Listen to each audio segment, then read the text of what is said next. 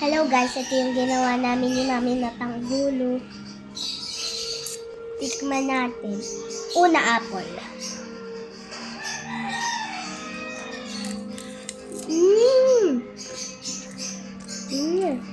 Gawa niya din kayo guys.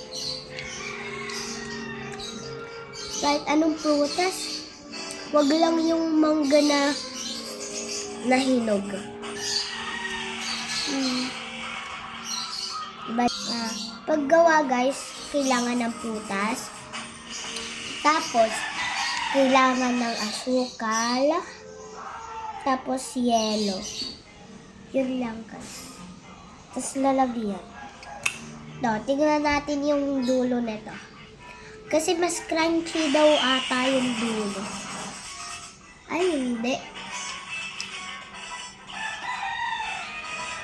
Napaalat? Ay, napatamis.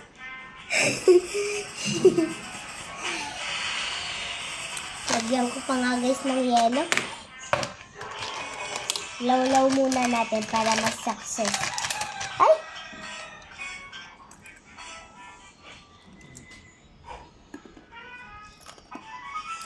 Bawal nga pala ako. Gumawa na din kayo guys. Tikman niya. Ay.